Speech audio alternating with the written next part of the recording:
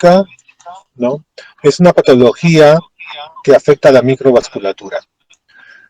En el Perú aproximadamente lo padece 5 a 8% de los pacientes, siendo la variedad no proliferativa es en un 80%. Y existe una proyección de un incremento importante de esta patología en el tiempo, ¿no? Considerando que en Latinoamérica tendremos un 33 millones para el año 2030, lo que significa un incremento del 148%. En el Perú, la prevalencia en pacientes peruanos, ¿no? Más presente se va a encontrar en los pacientes de la quinta década de la vida, ¿no? Pacientes tipo 2. Entonces, el compromiso sistémico de la diabetes mellitus va a estar relacionada a la neuropatía diabética, 60-70%, a una retinopatía diabética, al edema macular diabético, a los accidentes cerebrovasculares, a la enfermedad cardiovascular y la nefropatía diabética. En cuanto a las manifestaciones oculares de la diabetes, tenemos la retinopatía diabética, catarata, glaucoma, parálisis craneales y errores de refracción. En cuanto a la fisiopatología va a estar relacionada a la presencia del factor de crecimiento endotelial, ¿no? Este factor de crecimiento endotelial se comienza a generar a partir del estímulo de las áreas de isquemia. Como ya sabemos, esta patología afecta a la microvasculatura, produciendo una obstrucción de la misma, lo que deviene en una disminución del aporte sanguíneo a determinadas áreas de la retina, produciendo un infarto de la misma, activándose el proceso de la formación de factor de crecimiento endotelial como una medida de reparación. Este factor de crecimiento endotelial va a producir primero el incremento de la permeabilidad, la misma que va a llevar a la fuga de estas sustancias debido a que estos neovasos que se forman son vasos anómalos, y también va a llevar esta neovascularización a la fibrosis. Cuando solamente tenemos un edema que afecta el área central, vamos a tener un edema macular diabético, y cuando tenemos neovascularización asociada a la misma, vamos a tener proliferación vitreoretinal que nos va a llevar a las lesiones correspondientes al desprendimiento de retina traccional. Entonces, esta hipoxia va a llevar a la presencia de este factor de crecimiento, el mismo, que va a producir un desprendimiento seroso de la retina y finalmente una atracción vitreoretinal. En cuanto a los factores de riesgo, la duración de la enfermedad va a ser el primer factor de riesgo. Un control metabólico inadecuado y antecedentes familiares de retinopatía diabética o disminución de la visión en paciente diabético en la familia. En cuanto al control estricto de la glicemia, el 75% de reducción es el riesgo de desarrollar retinopatía significativa siempre y cuando ésta esté controlada de manera estricta. Entonces, un adecuado control de la glicemia va a reducir las complicaciones. En cuanto al riesgo agregado clínico, tenemos el embarazo. Por eso, con una paciente diabética antes de embarazarse, hay que discutir los riesgos de la progresión de la retinopatía diabética. Esto es porque la retinopatía se puede agravar. No hay que tener un control oftalmológico continuo. También en pacientes con insuficiencia renal, hipertensión arterial, ¿no? Si son diabéticos tipo 2 o sobre todo en los diabéticos tipo 2 hay una mayor prevalencia, de igual manera en pacientes con anemia, con un incumplimiento de sus controles. Luego, otro de los factores a tener en cuenta es la progresión rápida de la retinopatía, mala evolución del ojo contralateral. Cuando el paciente tiene una cirugía inminente de catarata y glaucoma, toda cirugía produce un proceso de inflamación, por más perfecto que haya sido el proceso, siempre va a haber un corte para incidir a partir de la conjuntiva o a partir de la córnea, siempre va a desencadenar factores inflamatorios que también son componentes de incremento de este factor de crecimiento y no solamente eso, sino las citoquinas inflamatorias. Y también los incumplimientos de los controles. En cuanto a los síntomas asociados, en el examen oftalmológico ya, tenemos la visión borrosa distorsionada. Esto sucede frecuentemente cuando el paciente cursa con una hiperglicemia. También una dificultad de la visión nocturna, dificultad en la lectura, meodesopsias, que son lo que le llaman moscas volantes, los escotomas en las zonas de isquemia y la pérdida visual severa en la evolución de la enfermedad. ¿Cuáles son las lesiones básicas en los pacientes que presentan la retinopatía diabética? Tenemos los microaneurismas, la hemorragia retinal, que puede ser en flama o puede ser puntiforme o redondeada, su mancha. Luego tenemos las manchas algodonosas, ¿no? Que son los exudados blandos, mal llamados exudados blandos. Luego tenemos las anomalías intrarretinales, microvasculares, los arrozamientos venosos, el bloqueo capilar, la presencia de neovasos y la proliferación fibroglial. Y el edema de la retina, obviamente. Entonces, los microaneurismas se van a agrupar con las hemorragias, son puntiformes. Es un fuerte factor de riesgo de progresión y es la primera lesión en aparecer. Son puntos redondeados de 15 a 125 micras. Estos se encuentran a nivel de la capa nuclear interna y están ubicados más frecuentemente en el lado temporal de la mácula. Se agrupan con microaneurismas, las hemorragias retinales se agrupan con las microaneurismas, como ya dijimos, son puntos rojos en el fondo de ojo, está a nivel de las capas de fibras cuando tienen el aspecto de flama, o en las capas medias cuando son intrarretinales en forma de punto o mancha de bordes irregulares. En cuanto a los exudados duros, esas lesiones amarillentas que ustedes ven que rodea algunas hemorragias puntiformes son los exudados duros, que se proyecta incluso alrededor de la mácula. Entonces, estos son exudados verdaderos, ¿no? Son manchas blanco-amarillentas, bordes netos, suelen agruparse en círculo, alrededor del punto de exudación.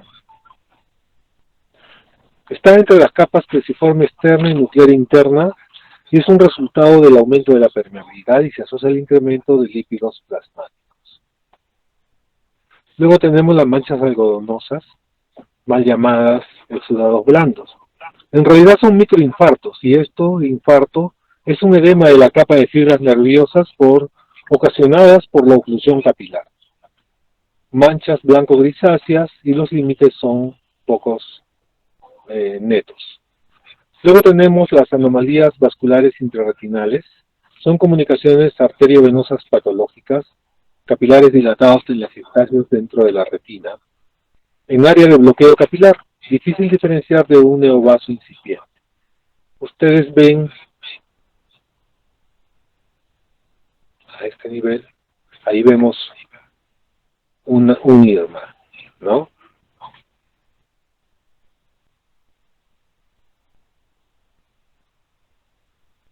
Luego tenemos el arroceramiento venoso.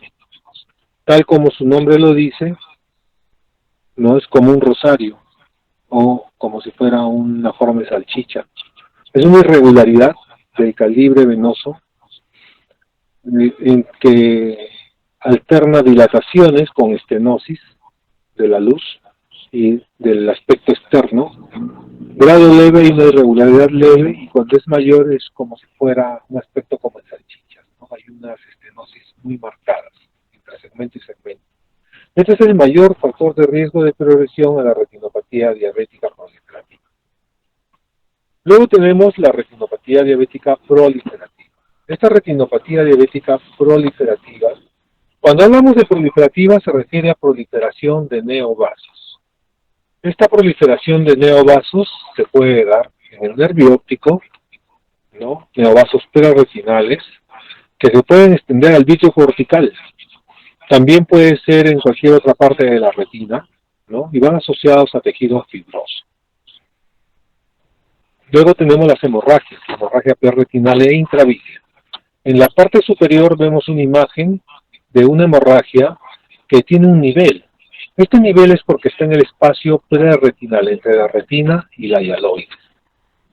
Es una hemorragia preretinal o retrohialoidea, que se encuentra por detrás del vitro posterior y de la hialoide. En el caso de la imagen inferior, vemos que hay una turbidez rojiza, oscura. Esta es una hemorragia vítrea, está dentro de la cavidad. Entonces los síntomas en estos casos son los flotantes y la baja visión, incluso solamente puede llegar a percepción de luz. Luego tenemos la proliferación fibrosa glial, ¿no? Este proviene del tejido glial y los fibrocitos, ¿no? Parece una membrana media blanquecina. En la imagen superior vamos a ver esta proliferación.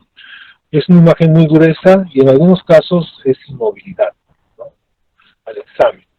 Entonces, en la parte superior, lo que estamos viendo acá es una proliferación fibroglial activa, y en la fase y en la imagen inferior lo que estamos viendo es una proliferación fibroglial inactiva. Si ustedes notan hacia la derecha, en el lado nasal del nervio óptico, notamos unos puntos negros, blanquecinos. Eso es las huellas de láser redondeadas, algunos confluentes. Son las huellas de láser, con lo cual se ha estabilizado esa retina y esta estabilidad ha llevado a que se produzca una fibrosis. En este caso vemos que la mácula está preservada, está respetada. Este paciente va a tener posiblemente una buena agudeza visual si es que no tiene una isquemia a nivel de la mácula. Luego tenemos la proliferación, que puede ser a nivel del nervio óptico, también siguiendo a los vasos retinales en cualquier parte de la retina. Y estas son lesiones ya proliferativas. Así tenemos, pues, de acuerdo a estas lesiones, la retinopatía diabética no proliferativa, que puede ser mínima, leve, moderada, severa y muy severa. Y en cuanto a la retinopatía diabética no proliferativa mínima, solamente vamos a tener microneurismas. En la leve, microneurismas más exudados duros, más manchas algodonosas, más hemorragias escasas. En la moderada, lo anterior, más arrozamiento venoso en un cuadrante. En la severa, hemorragia en 4 cuadrantes, arrozamiento venoso en 2 cuadrantes y las anomalías intrarretinales microvasculares en un cuadrante. 2 de los 3 de estas presentaciones van a ser el diagnóstico de retinopatía diabética no proliferativa severa. Y este es muy importante porque junto con la forma muy severa, ¿no?, vamos a tener que realizar tratamiento de panfotocoagulación retinal. Luego tenemos la retinopatía diabética proliferativa. Esta retinopatía diabética proliferativa puede ser sin CAR, que es sin características de alto riesgo. Estos neovasos en la retina van a estar presentes, en el disco también, pero va a ser, el área que ocupa estos neovasos es menos de 1/3 del diámetro del disco. Entonces, si ocupa menos de 1/3 del diámetro del disco, se considera que es sin características de alto riesgo. Las características de alto riesgo, retinopatía diabética proliferativa con características de alto riesgo, vamos a tener neovasos mayor a 1/3 del diámetro del disco, con hemorragia preretiniana o vítrea con neovasos. Luego tenemos la retinopatía diabética avanzada. La retinopatía diabética avanzada, vamos ya a ver una proliferación fibrovascular, desprendimiento de retina traccional, hemorragia vítrea que oculta la visibilidad del fondo. Luego tenemos el edema macular. El edema macular clínicamente significativo lo hemos colocado al final de esta clasificación porque puede presentarse en cualquier estadio, ¿no?, de la retinopatía diabética. Puede ser en la retinopatía diabética no proliferativa o en la retinopatía diabética proliferativa. Este es se acompaña de un engrosamiento retiniano, ¿no?, que afecta el área macular. También cuando este engrosamiento puede ser más pequeño, pero está ubicada a menos de 500 micras del centro de la fovea.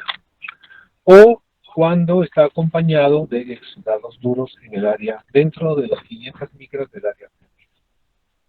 Y finalmente cuando tenemos una zona engrosada, ¿no?, que está cerca en alguna parte de las 1500 micras, ¿no?, o de un diámetro de disco en el área macular. Acá vemos dos imágenes.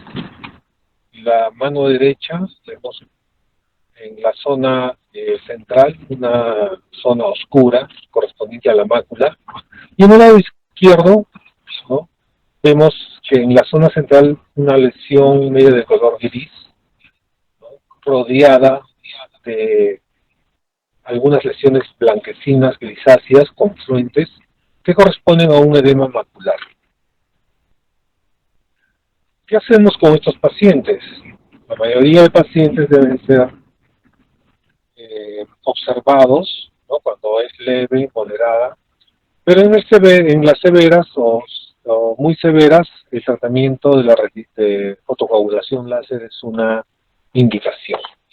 Y cuando hay edema macular, el tratamiento debe ser inmediato, actualmente se hace con antiangiogénicos, y en esos casos sí hay que realizar tratamiento para secar esa retina.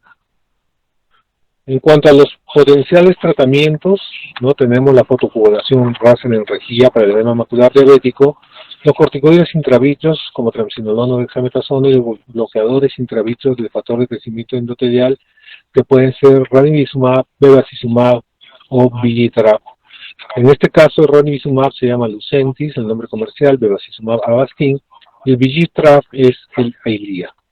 La diferencia de los dos primeros con el tercero es que el tercero no solamente bloquea el VIGIT, que es el factor de crecimiento endotelial, sino también el factor de crecimiento placentario, que también está comprobado que induce a esta actividad angiogénica. Luego también tenemos la vitrectomía vía pars plana. ¿Cuál es el objetivo de usar láser en estos tratamientos, sobre todo en la periferia?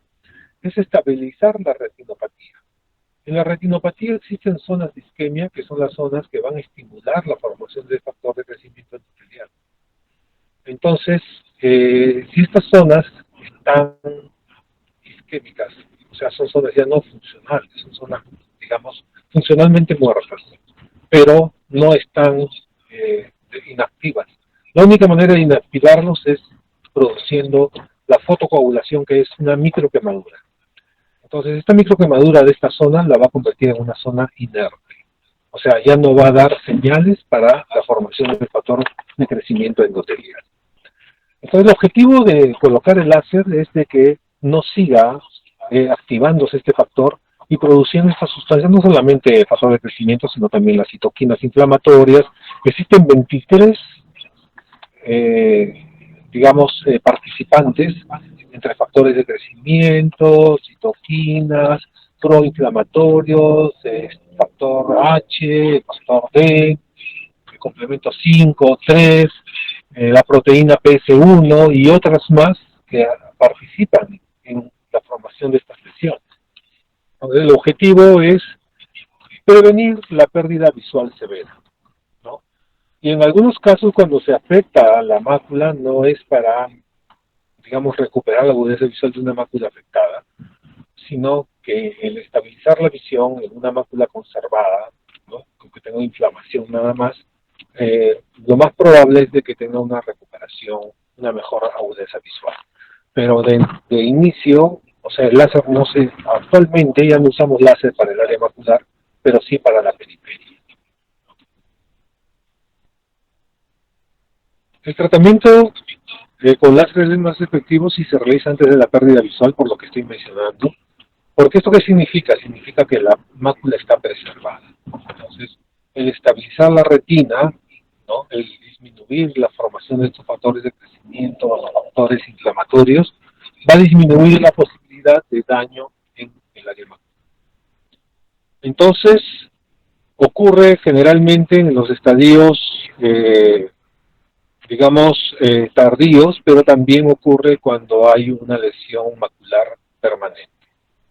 Acá vemos, por ejemplo, un edema circinado, así se llama el edema que rodea las áreas de presencia de hemorragias, ¿no?, de manera circular, y este edema tiene que ser tratado. Como dijimos antes, colocábamos el láser, miren estas imágenes pre-tratamiento en la parte superior y en la parte inferior post-tratamiento. Perdón, pre-tratamiento en la columna izquierda y post-tratamiento en la columna derecha. Entonces, Eh, si bien es cierto, este tratamiento antes fue el tratamiento de elección, pero solamente funcionaba en el 40% de pacientes, se estabilizaba así, pero la agudeza visual, digamos, mejoraba en el 40% y en los demás pacientes las agudezas a veces no eran, digamos, de lo que uno buscaba, una mejor agudeza visual, dado que estas son microquemaduras que muchas veces se hacían confluentes, o se usaba cuando el paciente tenía un edema macular de mucho tiempo, de larga data, y la presencia de líquido en el intersticio producía quistes después, y estos quistes significan destrucción de tejido, y esto hacía de que el pronóstico visual sea bastante poco. Incluso, esta es todavía una técnica mucho más antigua donde se colocaban alrededor en forma de O. Ahora se hace, o disculpen, se hacía, se modificó, ¿no? En forma de C, sin comprometer el haz papilomacular, ¿no? O sea, el haz que va de la mácula al nervio óptico se respeta. Actualmente el láser solamente está, digamos, indicado como complemento en aquellas lesiones, ¿no?, que después de los tratamientos con antiangiogénico son focos de filtración activa. Todavía son solamente unos puntitos, ¿no? Incluso con antiangiogénicos a veces revierte completamente, pero en caso que no fuera así, solamente en los casos de que es muy puntual se podría usar un poco de láser, siempre y cuando no esté en el área foveal. Si está en el área foveal, tiene que continuar con tratamiento antiangiogénico. Y entonces vemos, pues, cuando no existían los antiangiogénicos, el tratamiento de láser se colocaba, como ustedes ven allí, esos puntitos blancos son los puntos de láser. Esos puntos de láser, ¿no?, se colocaba en una panfotocoagulación.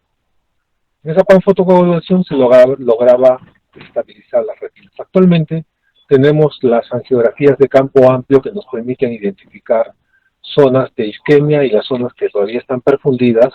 Luego le damos tratamiento con antiangiogénico, esperamos 6 meses, volvemos a repetir el examen de campo amplio y bueno, en los estudios hay un estudio, el protocolo S, que en 2 años colocando mensualmente una dosis de antiangiogénico, hay zonas que se lograron recuperar, ¿no? Pero en la práctica diaria no vamos a esperar 2 años, esperamos 6 meses, y aquellas zonas que se reperfundieron no las tocamos con láser, no tenemos por qué quemarlas, ¿no?, porque el láser es una microquemadura, y solamente actuamos sobre las zonas que, a pesar de 6 meses de tratamiento, continúan con su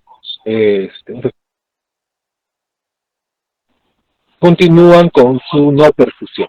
Entonces las zonas no se van a reperfundir si en 6 meses no se perfundieron. Entonces hay que dar el tratamiento láser para estabilizar. Y acá vemos, repitiendo, ¿no?, la imagen de la izquierda y la derecha, la comparación. Los dos tienen proliferación. La diferencia es que en el lado izquierdo esta proliferación está activa y en el lado derecho ya se estabilizó, justamente con el uso del láser. El uso del láser, perdón,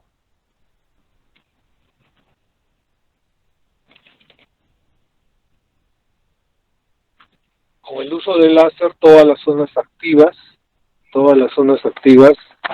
se estabilizaron, ¿no? Y el paciente, si tiene la mácula preservada, entonces va a tener un buen pronóstico visual.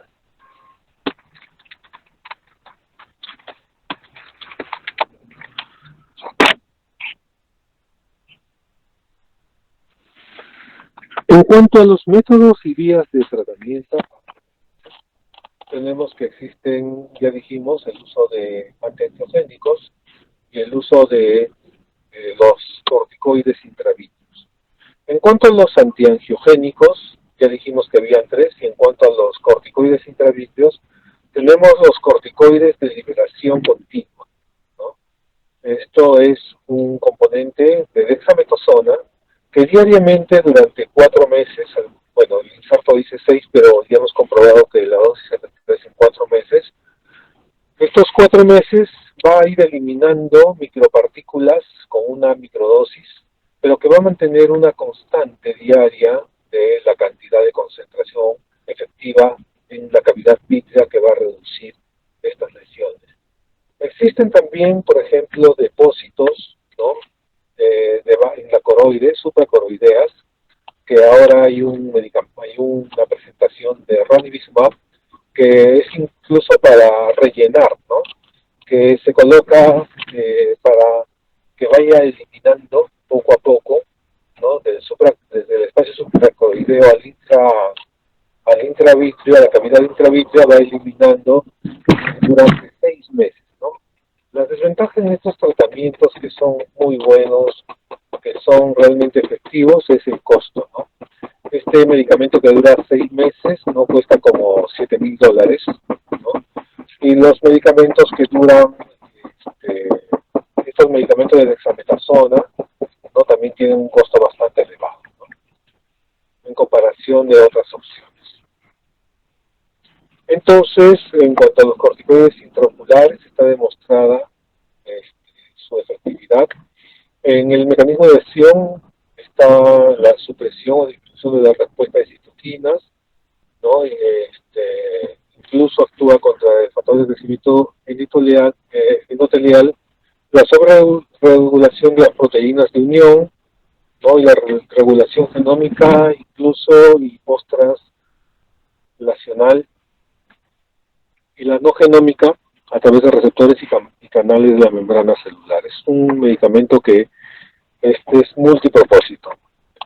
Entonces tenemos los Urbex, ¿no? Se hizo, miren el tamaño tan pequeñito que es, ¿no? Se hizo los implantes, y en oscuro vemos la ganancia de porcentaje de mejorías de agudeza visual, ¿no? Tanto a al año y a los 2 años, ¿no? Es superior que aquellos pacientes que no recibieron medicamento. Luego tenemos la comparación entre los antiangiogénicos y este implante de dexametasona. En este estudio se compararon ambos y se vio de que sí eran efectivos. Lo único que en algún momento los implantes de dexametasona pueden inducir un poco de opacidad de cristalino, ¿no? Y eso hace de que ahí aparezca, ¿no? Como que es mejor el, el bevacizumab, ¿no? Pero si nosotros vemos en ojos fáquicos, ¿no? En ojos pseudofáquicos, miren ustedes, es casi el mismo resultado, incluso mayor para los implantes de dexametasona, ¿no? Cuando ya no tienen cristalino. Y otra ventaja de este implante es de la cantidad de inyecciones, ¿no?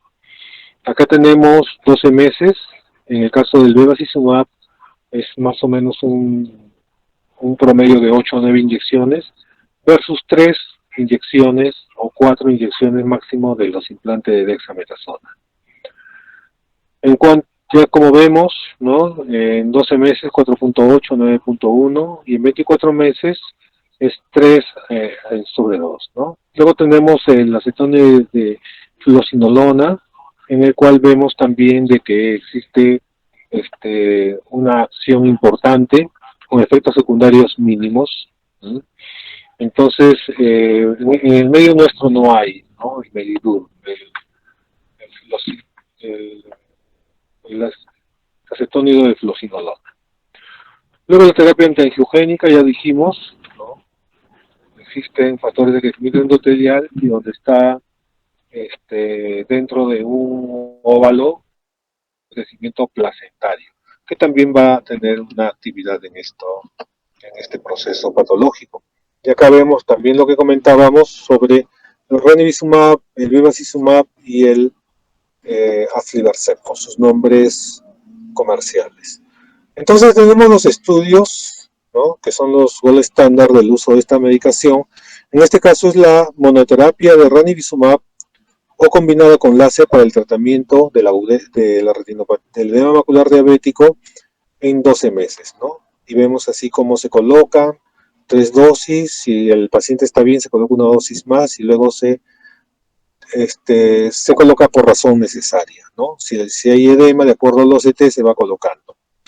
Entonces, miren ustedes acá en las dos primeras curvas, ¿no? Las superiores, vemos de que es el ranibizumab y ranibizumab con láser comparado con el de color verde, que es el láser solo, ¿no? Para el edema macular. Entonces vemos que hay una diferencia muy significativa, ¿no? Incluso acá vemos las dos columnas, ¿no? Respecto a ranibizumab en monodosis, ranibizumab con láser y láser, vemos también que hay una diferencia importante. ¿Cuánto es lo que recupera el paciente? Lo que recupera el paciente, vemos, es casi 2 líneas, ¿no? Que es importante, más 7.8 letras a los 12 meses. Luego tenemos el protocolo I. El protocolo I va a comparar ranibizumab en 2 dosis diferentes con la triamcinolona y vemos que de todas maneras cualquiera de las dosis de ranibizumab, actualmente usamos solamente la de 0.5, son mejores que aquellos pacientes que no recibieron, o sea que son control, y los que recibieron láser, ¿no? Hay una diferencia muy importante. Y también en la proyección del tiempo, vemos de que a los 2 años, en la proyección también se mantuvieron esta diferencia significativa entre ambos medicamentos, ¿no? Y aquí vemos un resumen del estudio de los tratamientos hechos con ranibizumab versus aquellos que se realizó láser o que se hizo combinada, ¿no? Siempre superior para el edema macular diabético. Luego tenemos el protocolo T, en el cual se hace una comparación entre estos 3 agentes antiangiogénicos, en los cuales podemos ver de que no existe una diferencia significativa, salvo en los pacientes que iniciaron el estudio con menor agudeza visual, en los cuales podemos ver que la aflibercept tiene mejor rendimiento, aquellos que inician con peor agudeza visual. Pero los que inician con agudeza visual similar, ¿no? Vemos de que el resultado es parecido, ¿no? En los 3 medicamentos utilizados. Y acá vemos la separación de la aflibercept respecto a los otros medicamentos en los pacientes que tenían peor agudeza visual al inicio del tratamiento. Igual, ese es el protocolo T a 2 años, se confirma la curva, la tendencia. Y en este caso, el bevacizumab es el que desciende un poco, ¿no? Que es, digamos, bevacizumab es un medicamento que se inició el uso para cáncer de colon. Entonces, es un medicamento que está hecho para la sangre, para la vía sanguínea, el intravascular, ¿no? Porque partículas moleculares, digamos, así se denomina la cantidad de partículas en las que se utiliza para el ojo deben ser 50, para la sangre pueden ser 3.500. Entonces, este medicamento se usaba en los pacientes que estaban en el protocolo de cáncer de colon. Y observaron que los que tenían cáncer de colon y tenían también problemas oftalmológicos, como son estudios en el cual se les ve todas las lesiones que los pacientes tienen, identificaron que hay pacientes, un grupo de pacientes que mejoraba la agudeza visual, ¿no? Que estaban en el estudio de cáncer de colon. Y entonces ahí es donde se descubre que el mecanismo de acción de las membranas neovasculares y de los edemas maculares está relacionado al factor de crecimiento endotelial como la manera como se producía la metástasis, ¿no? Por una activación de esta señal de crecer neovasos y a través de los neovasos iban las células cancerosas.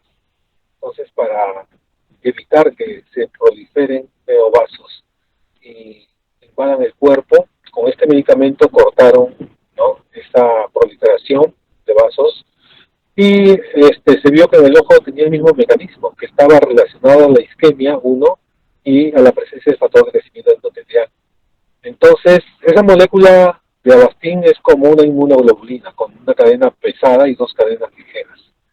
Encontraron de que la ubicación de donde se encontraba la ubicación en esta molécula del producto activo contra el factor de crecimiento en la cadena, la cadena ligeras, ¿no? Este complejo que parecía como una inmunoglobulina. Entonces, cortaron la molécula de bevacizumab y solamente montaron en una cadena ligera lo que es el Lucentis, ¿no? La diferencia es el precio, ¿no? Este Lucentis puede llegar a costar a la fecha como 2.800 soles y el bevacizumab, la dosis cuesta como ¿cuántos? 60, 80 soles, ¿no? Porque viene en un frasco de 4 centímetros cúbicos, entonces la dosis es 0,05. Lo que pasa es que a veces resulta más caro, ¿no?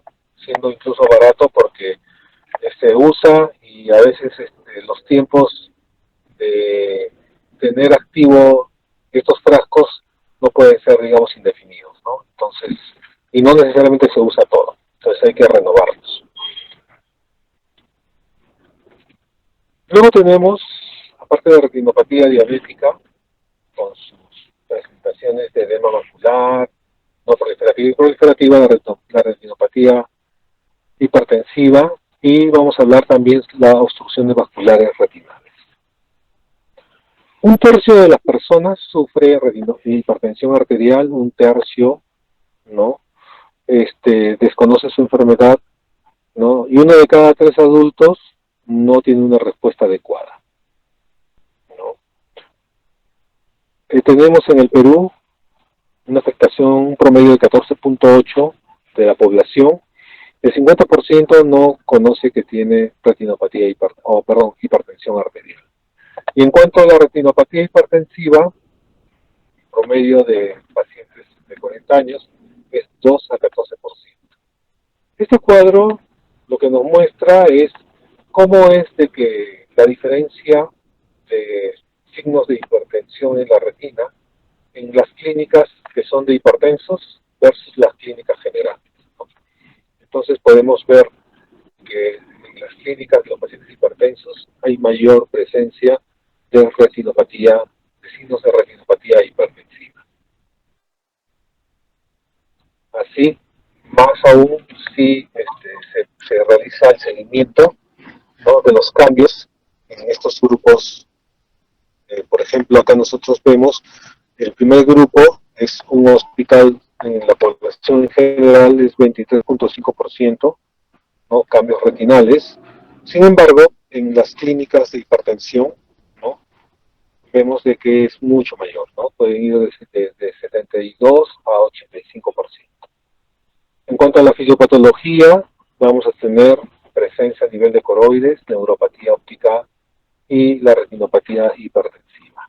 En cuanto a la fisiopatología, ya sabemos de que esto está muy relacionado, ¿no?, a una pérdida de autorregulación, dilatación de arteriolas precapilares, separación de uniones de células endoteliales, dispersión focal de la barrera hematorretiniana, incremento de permeabilidad de las macromoléculas plasmáticas y trasudados.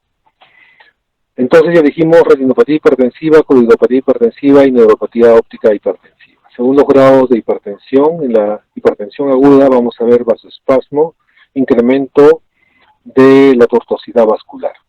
Entonces vemos un adelgazamiento generalizado de las arterias, como podemos ver en estos vasos.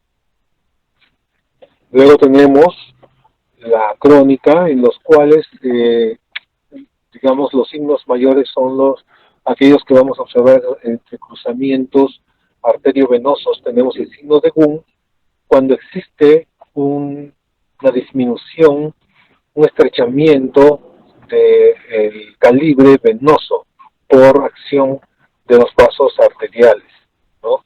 Como vemos en la imagen de la izquierda, esto significa de que los extremos a los lados de la arteria tienen como un pinzamiento, ¿no?, como digamos una punta de lápiz. En cambio, en el signo de Salus lo que vemos es no solamente el pinzamiento, sino un cambio de dirección, ¿no?, de los vasos, ¿no? O sea, no mantiene el pinzamiento uno frente al otro, sino es uno por debajo y el otro por encima. Aquí vemos el diámetro arterial en cuanto a los reflejos, porque eso también es algo que nos va a servir para poder clasificar nuestra retinopatía hipertensiva. El reflejo normal, ¿no?, un tercio del ancho del vaso. El reflejo amplio, ¿no?, vamos a ver un color medio anaranjado, y cuando se ve todo blanquecino, ¿no?, le vamos a llamar hilo de plata, cuando está ocupado todo el vaso de componente hialoideo. Entonces aquí tenemos, por ejemplo, las flechas amarillas nos muestran un aspecto medio anaranjado brillante del vaso. Estos son los hilos de cobre, si lo comparamos con los otros vasos arteriales que son rojos, ¿no? Intensos, pero no tienen, digamos, este aspecto medio anaranjado brillante, ¿no? Que serían los hilos de cobre. Y si vemos en la tercera imagen del lado derecho, observamos claramente este vaso hialinizado, ¿no? Que lo denominamos hilo de plata, que son aquellos relacionados con zonas de isquemia en la retina. Luego tenemos también en los pacientes con hipertensión severa la presencia de exudados blandos, que no son otra cosa más que áreas de isquemia de las fibras retinales. En la segunda imagen vemos un edema de papila, hemorragias, ¿no? Y también vemos alteraciones a nivel del epitelio pigmentario de la retina y vamos a ver también alteraciones a nivel de la coroides. Incluso acá podemos ver edema de la papila, edemas circinados de la mácula con áreas de infarto del epitelio pigmentario y de la coroides. En la última vemos incluso un desprendimiento seroso del epitelio pigmentario de la retina como parte de este proceso inflamatorio que va a acompañar a esta enfermedad. Entonces,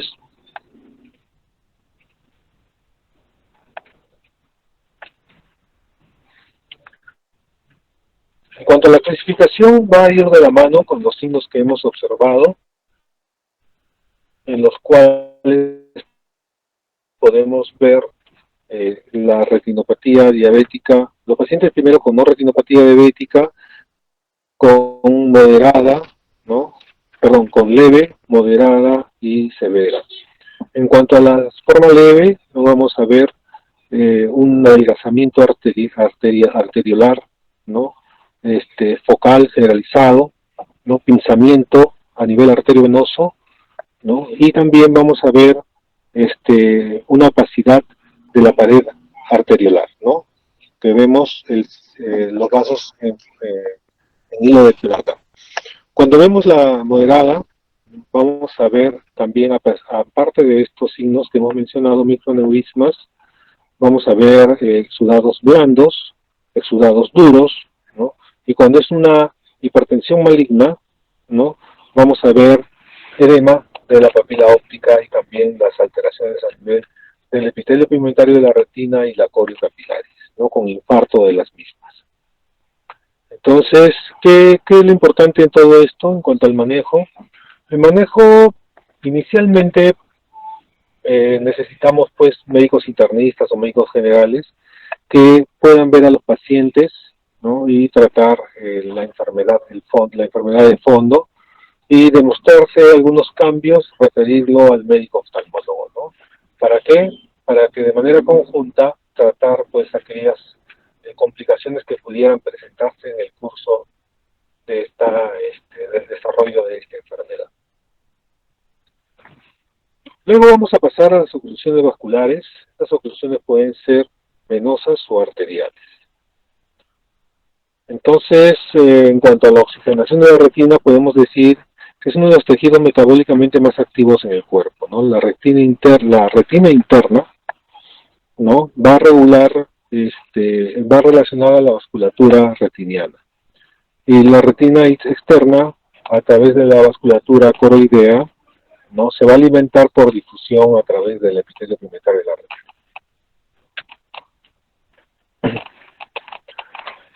Vamos a hacer una pausa unos minutos, por favor. Pueden ser venosas o arteriales.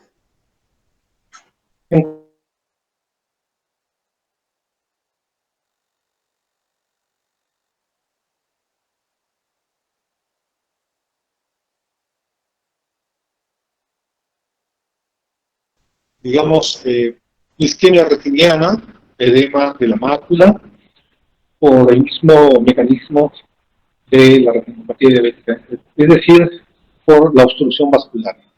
¿Dónde es que se puede producir? A nivel del nervio óptico y también a nivel del cruce arteriovenoso.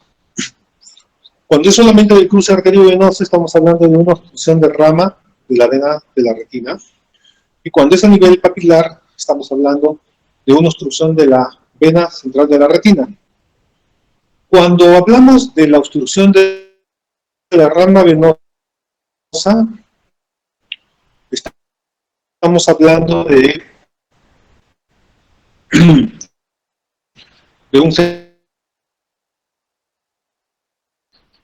En la imagen superior tenemos el flujo normal, donde tenemos el fin de las arteriolas, luego las vénulas, y tenemos la vena que se va a formar a partir de esta. Cuando tenemos una oclusión arterial retinal, la obstrucción va a estar en el final de la vasculatura arterial, produciendo básicamente una zona de isquemia. Esto va a llevar a una lesión funcional neuronal, pérdida de la visión, edema y palidez de la retina, ¿no? Básicamente. En el caso de una obstrucción a nivel venoso, lo que va a producir es una isquemia leve, ¿no? Con función neuronal que podría recuperarse si es que no hay un componente isquémico importante. Entonces, los factores predisponentes pueden ser sistémicos, que incluye edad avanzada, hipertensión, enfermedad cardiovascular, arteriosclerosis de la arteria carótida, discrasias sanguíneas. En cuanto a las oculares, glaucoma primario de ángulo abierto, hipermetropías altas, los ojos son chicos, por lo tanto la salida del vaso a nivel del nervio óptico va a estar apretado. Coloboma del disco óptico, donde hay una alteración en el cierre de la fisura del surco neural. Periplejitis como sarcoidosis LC, que produce inflamación a nivel de la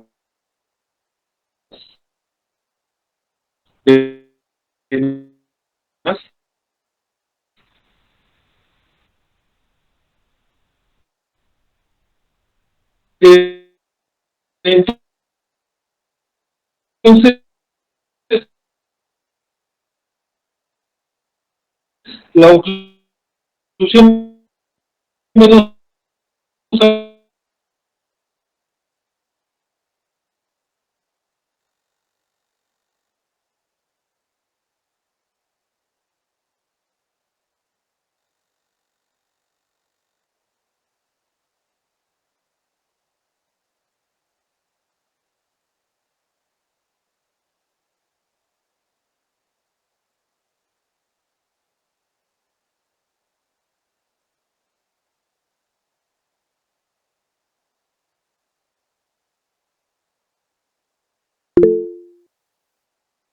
de la obstrucción de la rama de la vena, que es a nivel del cruzamiento arterio-venoso, comparten un mismo paquete, un mismo, digamos, empaquetadura fibrosa por donde pasa la arteria y la vena, y en este ambiente rígido, la vena y la arteria tienen que disminuir su volumen, ¿no? De acuerdo al incremento del otro vaso, ¿no? O sea, si la sangre pasa por la arteria, incrementa su volumen y la vena disminuye su volumen.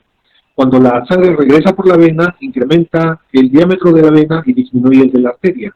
Pero cuando la arteria se mantiene rígido, produce un estancamiento, una disminución de este flujo, produciendo turbulencia, ¿no? Que lleva a la agregación plaquetaria, el aumento de inflamación, el aumento de presencia de células blancas, macrófagos, ¿no? Macrófagos reclutantes, produciendo la obstrucción del vaso, tanto a nivel de a nivel del vaso de la rama venosa como de las venas centrales. En cuanto a la clínica, estamos hablando de una pérdida de campo visual y deterioro de la visión asociada a metamorfosis. La oftalmoscopía revela la presencia de venas dilatadas tortuosas, hemorragias en llama, hemorragias puntiformes y mancha, y edema de retina y manchas algodonosas. Por ejemplo, tenemos en esta oclusión de rama, en estas dos oclusiones, ¿cuál es la característica para ambas? La característica para ambas es que es como un segmento de pastel, ¿no? donde la punta de esta o el vértice está a nivel de el entrecruzamiento arteriovenoso. Acá tenemos de la rama de la vena y en este caso tenemos una obstrucción, ¿no?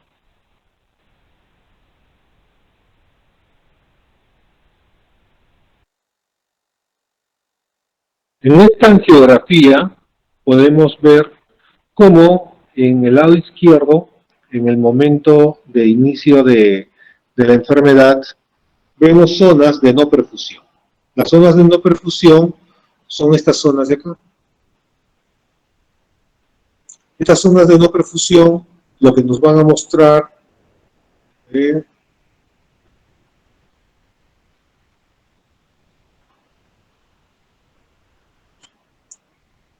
estas zonas de no perfusión van a, incluso en el área macular, que estoy rodeando acá en negro, vemos cómo hay fuga de contraste.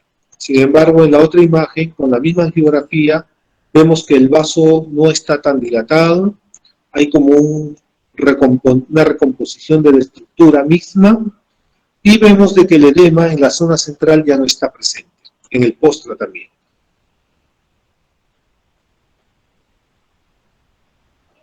Y vemos acá también un edema macular en la imagen superior, y en la imagen inferior vemos en el post-tratamiento cómo el tejido ha vuelto a su posición inicial.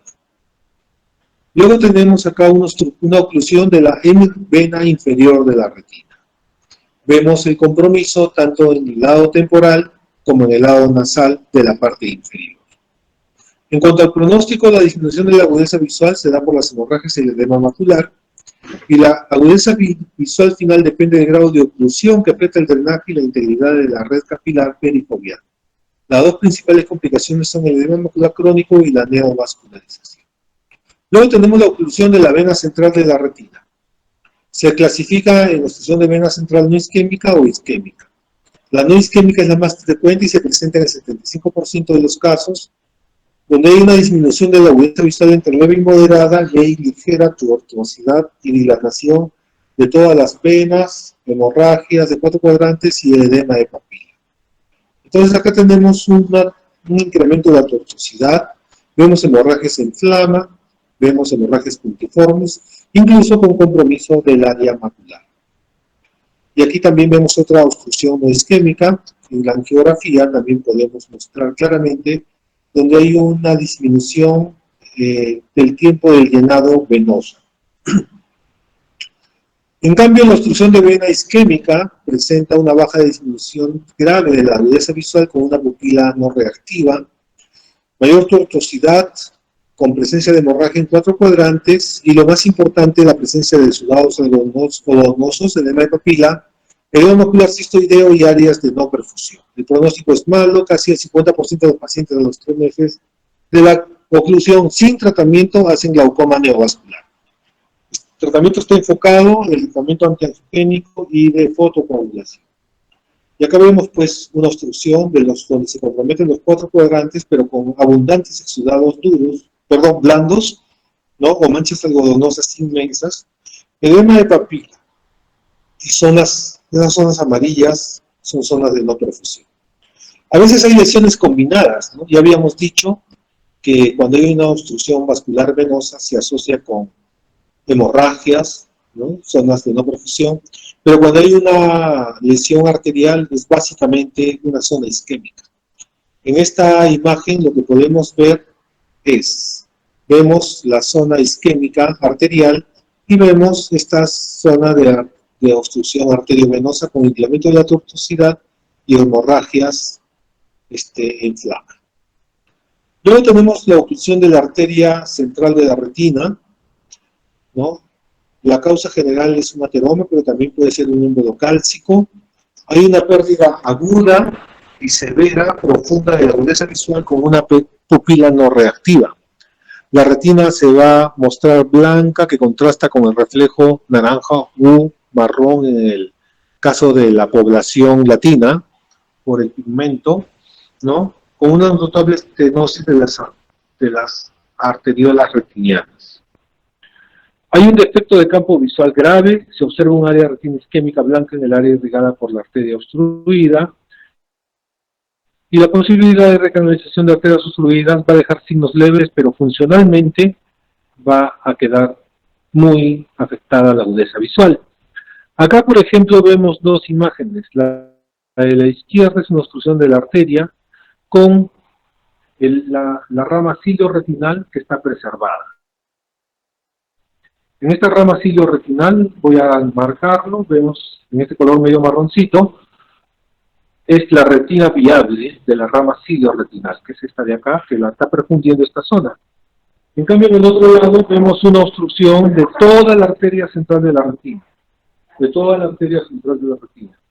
En el otro lado está preservada la zona cilio-retinal y vemos alrededor una obstrucción de la arteria central de la retina con preservación de esta área.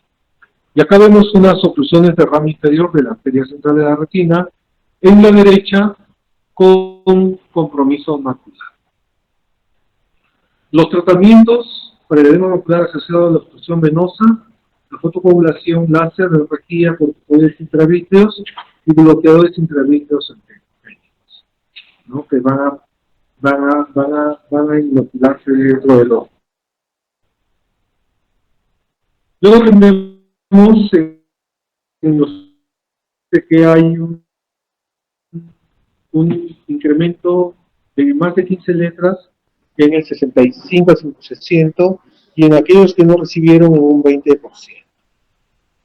La disminución de mayor en el grupo de aquellos que recibieron tratamiento versus aquellos que no recibieron tratamiento. La disminución del grosor foveal. En los estudios Horizon, que es para la obstrucción de la obstrucción de la vena central de la retina, vemos que respecto a los pacientes que en cuanto a la agudeza visual. Entonces, la eficacia está demostrada con el uso de los antiangiogénicos. De la misma manera, tenemos el estudio CRUIS, que es para la obstrucción de la vena central de la retina. Y en este caso también se evidencia claramente una mejoría de aquellos pacientes que recibieron antiangiogénicos respecto a los de estudio control. En una diferencia del 30% respecto de la ganancia visual que se mantiene en los controles posteriores. Acá lo que vemos en la línea de abajo fue los que no recibieron tratamiento y luego al sexto mes tuvieron la terapia de rescate. Por eso se observa que hay una mejoría a este nivel, ¿no? Que más o menos es el sexto mes. Pero la recuperación final es un poco menor que el grupo que recibió todas las dosis desde el inicio del tratamiento. Un caso clínico, una paciente con obstrucción, vemos que fue inicialmente con antiangiogénicos, no está muy bien, pero luego de control con edema macular recidivado, como la imagen de acá abajo vemos, el edema nuevamente aparece, se usa terapia láser con antiangiogénicos y finalmente solamente con láser vuelve a aparecer, y luego con el uso de antiangiogénicos totalmente lo tenemos a la paciente controlada a 5 años. Inicialmente las recidivas fueron menores hasta que la paciente recibió año y 9 meses de tratamiento y ahora a la fecha 5 años permanece estable. Luego tenemos los implantes de desametasona.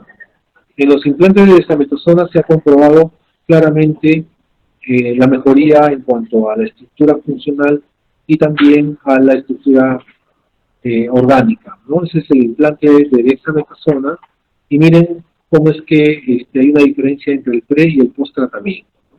Si vemos la tomografía, podemos ver claramente en el pre-tratamiento y en el post tratamiento la disminución del edema macular.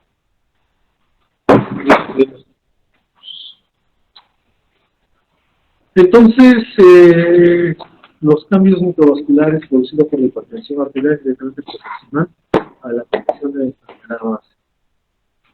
La severidad de retinopatía aumenta el riesgo de desarrollar eventos cardiovasculares y cerebrovasculares.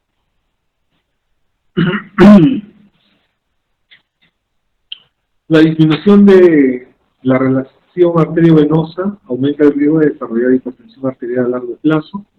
Y el tratamiento de la hipertensión arterial debe ser multidisciplinario. El paciente hipertenso mal controlado tiene mayor riesgo de presentar patologías retinianas asociadas o comprometer su nivel visual de manera permanente, como son las obstrucciones de vena o las obstrucciones arteriales. Finalmente vamos a hablar sobre el desprendimiento de retina, ¿no? Este desprendimiento puede ser regmatógeno o puede ser seroso o traccional.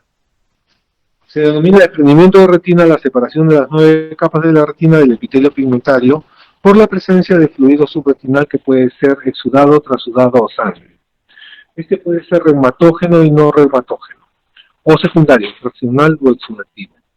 En esta imagen vemos claramente las imágenes de la retina embrionaria con el epitelio pigmentario y el espacio subretinal, que cuando se llega a la madurez tenemos el epitelio pigmentario y toda la retina adherida completamente, ¿no?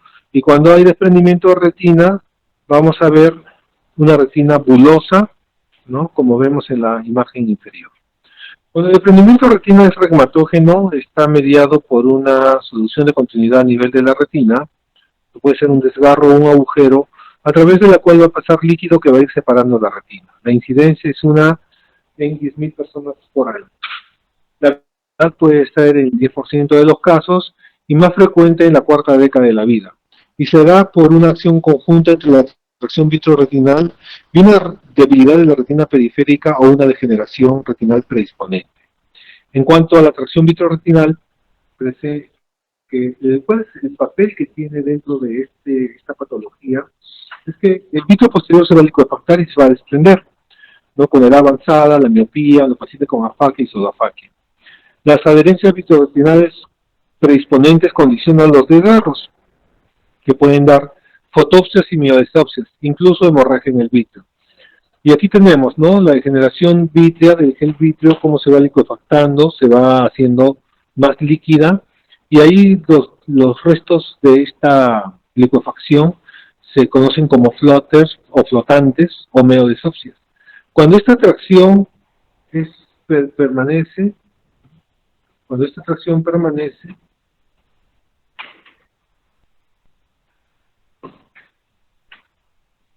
como vemos a este nivel, ¿no? Y sigue, la tracción va a producir un desgarro en la retina. Este desgarro va a permitir que el líquido pase a través del mismo y desprenda la retina, como vemos en el esquema de abajo. Entonces, esta tracción vitroretinal puede estar delante del desgarro, posterior al desgarro, puede ser un agujero gigante, un desgarro gigante cuando está a nivel de la hora serrata, por detrás del mismo, o puede ser una diálisis cuando es al mismo nivel de la hora serrata. En cuanto al desprendimiento reumatógeno, es aquel que se va a producir por la presencia de un desgarro, y como vamos a ver en estas imágenes, vemos una retina bulosa con un color medio pálido que contrasta con la retina aplicada, y la zona del desgarro, una zona de color rojizo o anaranjado que contrasta con el resto de la retina. Aquí las roturas retinianas pueden ser agujeros, pueden ser desgarros lineales, desgarros en boca de pescado y desgarros en forma de herradura, ¿no? Como ya dijimos, herradura, ¿no? En boca de pescado, puede haber agujeros, puede haber lineales.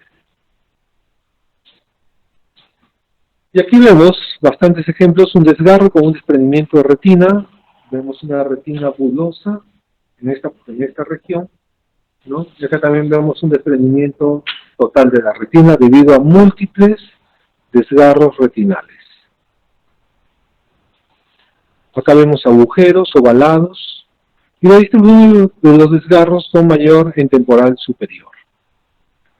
Las degeneraciones retinales predisponentes son la degeneración en empalizada, miren, parece como si fuera una reja, o la tiza en 8% de la población, es mayor en miopes y está presente en el 40% de los ojos con desprendimiento de retina.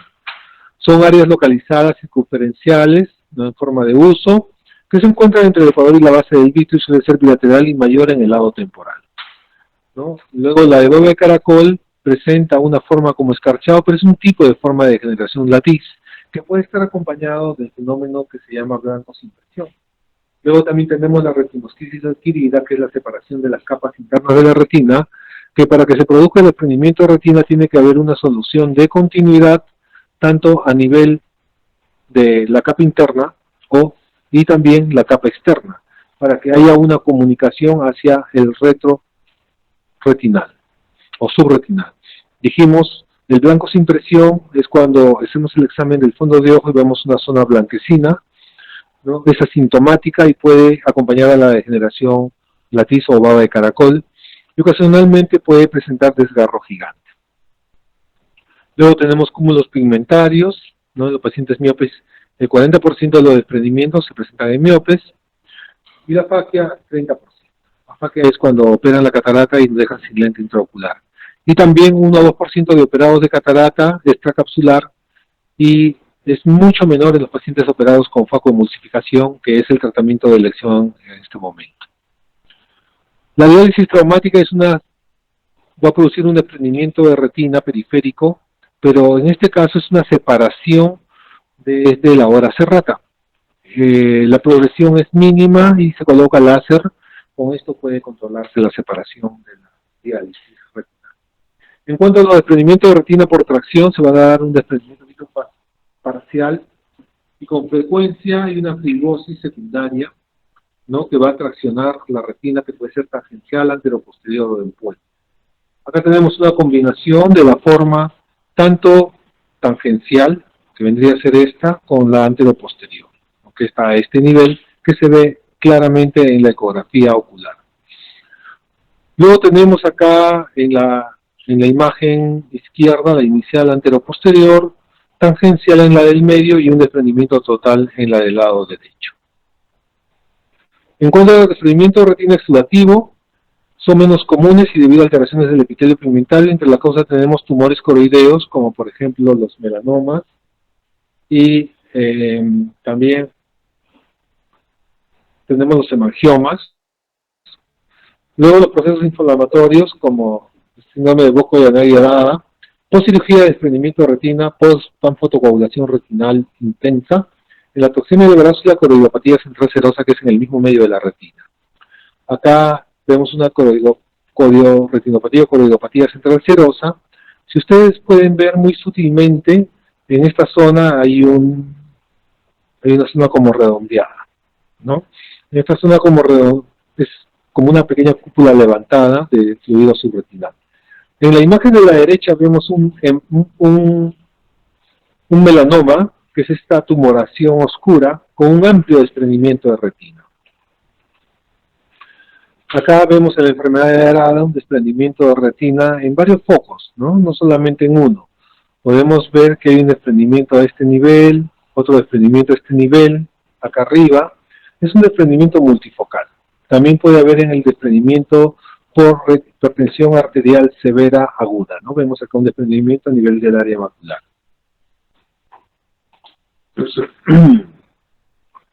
En cuanto a los síntomas, hay una pérdida mínimo severa de la visión y defecto del campo visual. En cuanto a los signos, defecto relativo del reflejo fotomotor, en la cámara anterior se puede ver Tyndall, que es presencia de células, la presión ocular puede ser baja y la retina puede observar como bolsas o pliegues, y los vasos retinales con trayecto irregular.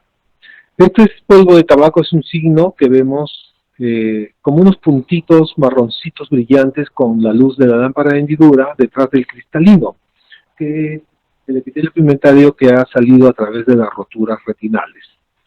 Luego también tenemos los quistes intrarretinales que se acompañan de zonas de demarcación. Esto nos muestra un desprendimiento de retina crónico. Esto se va a realizar la profilaxis, ¿no? En aquellos casos en los cuales se detecte una lesión predisponente que se acompañe de signos como fotopsia, mesopsias o ambos. Entonces acá tenemos una retina que está fotocoagulada alrededor de su desgarro, como vemos aquí inicialmente, y aquí se encuentra la retina ya fotocoagulada con láser. Y en la zona inferior también se ven las fotocoagulaciones con láser. Acá vemos lesiones de crioterapia,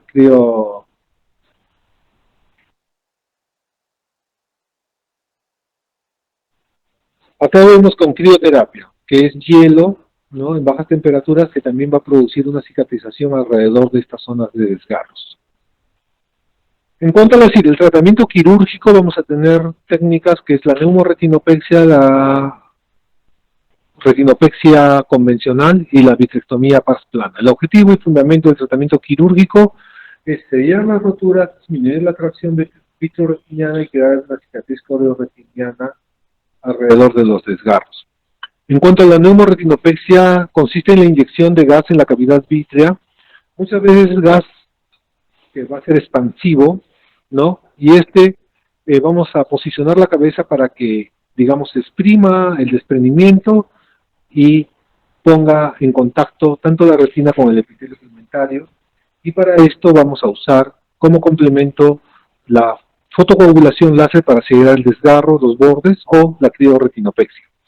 Se realizan desgarros únicos periféricos con mínima tracción vítrea y en sector superior, agregando criofotocoagulación para crear esta cicatrización. Puede ser con fluoruro de azufre, que va a expandirse el doble en el ojo, o podemos hacer con perfluoropropano, que se va a expandir hasta en 4 veces la burbuja que coloquemos.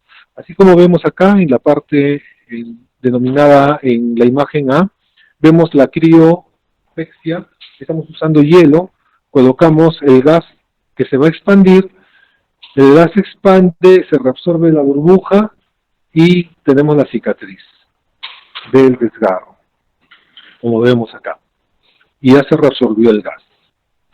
Luego tenemos, en cuanto a sus complicaciones, roturas consecutivas a 180 grados de la rotura inicial, agujeros maculares, endoftalmitis, presión elevada, catarata y burbuja de gas subretinal.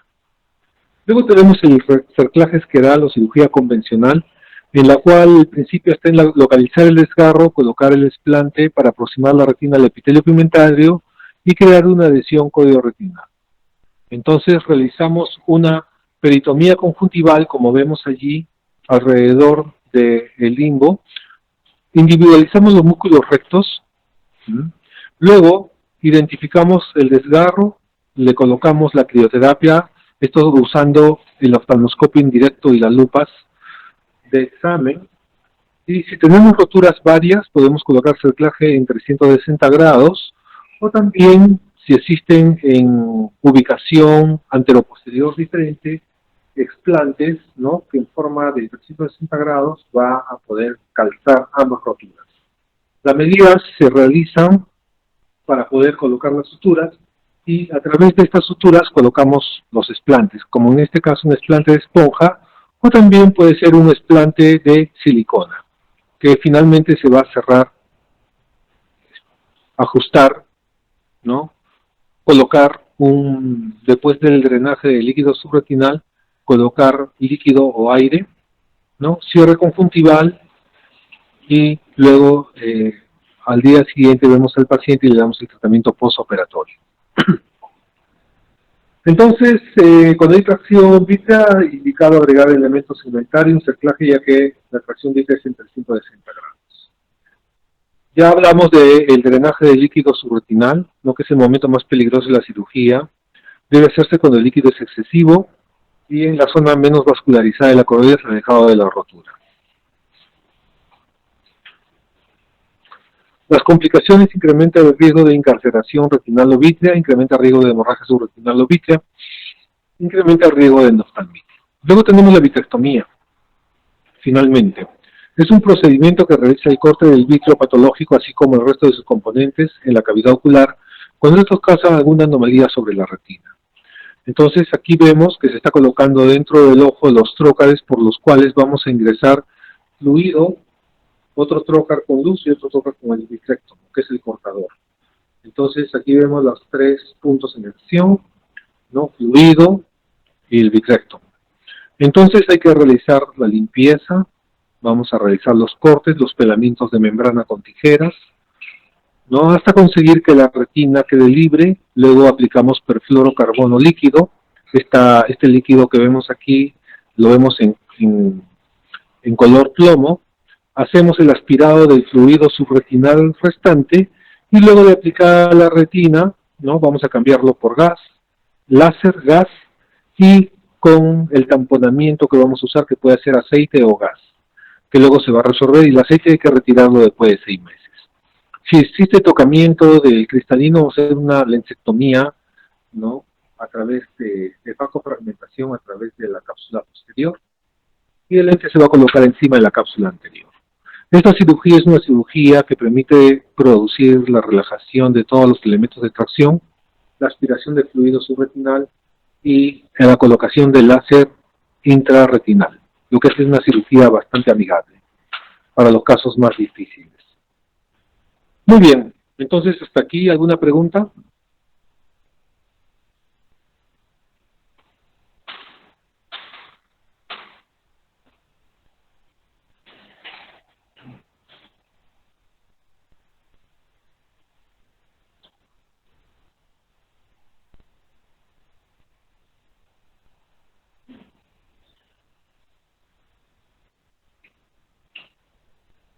No, doctor.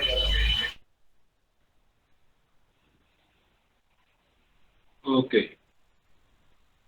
muy bien. Entonces,